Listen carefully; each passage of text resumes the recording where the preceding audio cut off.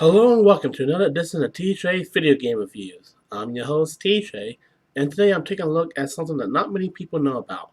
I'm of course talking about the Utena video game for Sega Saturn. During the 1990s, the world was introduced to Utena Tenjei, a schoolgirl who acts like a boy after a prince impressed her so much she wanted to be a princess herself. She attends a Torii Academy and gets involved in the duels for the world's bride. The show has a lot of symbolism and puzzles and was very popular among anime fans during the 90s, so it only makes sense that someone would make a game of it. The game came out for the Sega Saturn in 1998, which would have been late in the Saturn life since the Dreamcast was right around the corner. It takes place in between the Student Council and Black World sagas, and features on the original characters the player takes over to get involved in the events of the game without breaking any canon for the anime itself. But this game was never localized in the West. But in 2015, a fan translated the game for Western gamers, and now we can see what the game is all about. This is Revolutionary Girl Utena, the video game.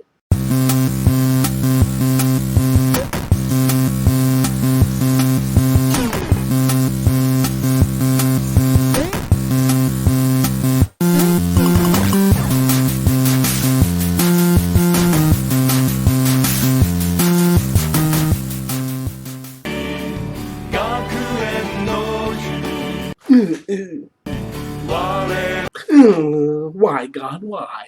The game starts you off with naming your character, though I don't know how well it's translated because it's all in Japanese symbols. Then you talk with your parents who are transferring you to a Torii Academy, where they say they met. From there, you're taken to a Torii and you meet central characters from the anime, including that green-haired menace, Auntie, and of course, Utena Tenjei herself. Now, one of the reasons I believe this game never came out here is because it might not have been what it except for the hardcore Utena fan. After all, the game is 99% story and 1% gameplay, meaning on occasion you make choices that affect the course of the game, but not by much. The game follows an almost concrete narrative and you'll be doing a lot more watching than actual playing. That aside, it's not a bad game by any means. If you're a fan of the anime, you'll likely be a fan of this. You get to interact with several different characters and make choices that change the narrative, giving it a little bit of replay value. You can build relationships with characters like Utena, Yori, or Mickey, and unfold the overall mystery of the game that reveals itself near the very end. The game itself is over 3 hours long, with certain parts allowing you to save so you can turn the console off and take a much-needed break from the adventure. While the game isn't really canon with the show, it's done so well that you can add it to the canon without contradicting anything from the show. The choice to play as an original character and not Utena allowing it to even more follow the canon of the show without breaking anything major. Though I maintain that if they wanted to make an Utena game that was appealing to a Western audience, a fighting game would have sufficed. By the way, if you're enjoying this review, don't forget to bop that like button. Eventually, you meet a mysterious fencer woman whose name I'm not even going to try to pronounce because I'm not good with Japanese names. She has the intention to challenge Utena for the world's bride and threatens to make the player's character disappear. You find out that this character lived a long time ago and was in love with your father, but as your father met your mother, she was left in the dark and burnt down the old fencing building out of spite, thus died in the process. After being brought back from the dead, she haunts the school and waits to get the power to revolutionize the world through the world's bride to change history and claim the man she was in love with. Thus, changing history would cause the player character to cease to exist. Now I know how Shiba usually felt all them years ago.